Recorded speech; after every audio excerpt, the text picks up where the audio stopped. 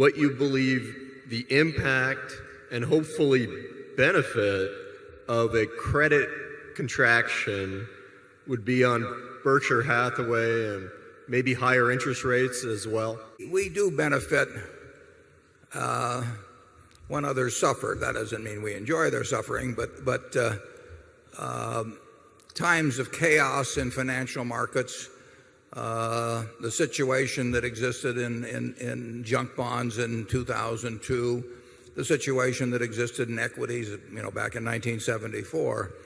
So I don't think you'll necessarily see a contraction in credit. That I think most authorities are very reluctant to really step on the brakes. It's too easy to figure out who did step on the brakes. But you could very well see some exogenous event that starts feeding on itself in markets. In fact, I think it's much more prone to feed on itself in markets than in most periods in the past. If you really got a shock to the system. And that would result in a huge widening of credit spreads, cheaper equity prices, all kinds of things that actually are helpful to Berkshire, because we usually have at least some money around to do something at times like that. There will be periods like that. If you go back 30 or 40 years, when credit contracted, it just really wasn't available. Charlie and I went through a couple of periods like that. We were trying to buy a bank in Chicago 40 or so years ago, and the only people that would lend it to us in the world, because the banks weren't lending for acquisitions, we found some people over in Kuwait who said they'd lend it to us in dinars.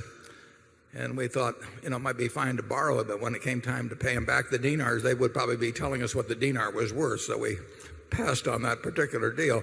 I mean, you had real credit contractions then. And of course, the whole reason, I would say the major reason the Federal Reserve was established was the huge contractions in credit that were felt, particularly here in places like the Midwest, where they were dependent on correspondent banks in the larger cities. And when those banks had problems, the banks here got shut off, and we really needed a system that would not have that happen except by design.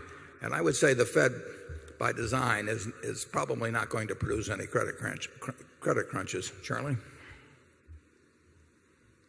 Well, the last time we had that credit contraction, we made a quick $3 or $4 billion,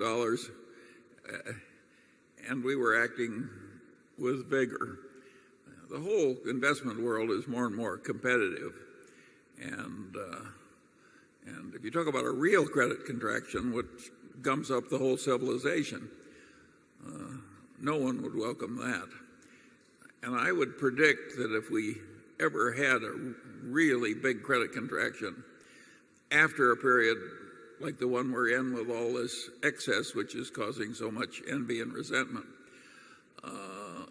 that we would get legislation that most of us wouldn't like.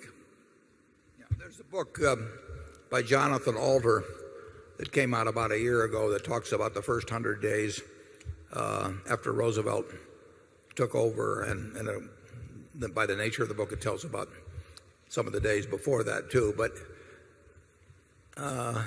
if you want to get an example of, this country was close to the brink at that point, and basically Roosevelt got anything he passed he wanted just as fast as they could write the bills there initially, and that was a good thing. With banks closing and people dealing in script and that sort of thing. So nobody wants that to come back, and we've learned a lot more about that sort of thing since the Great Depression. I don't think you'll see an orchestrated credit contraction. Now, you had in 1998, in the fall, when long-term capital management got in trouble, you had a seize-up of the credit markets.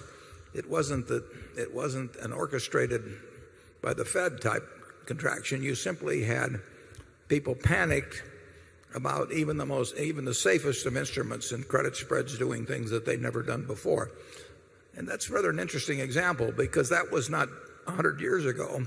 It was less than 10 years ago. You had all kinds of people with high IQs in Wall Street. You had all kinds of people with cash available.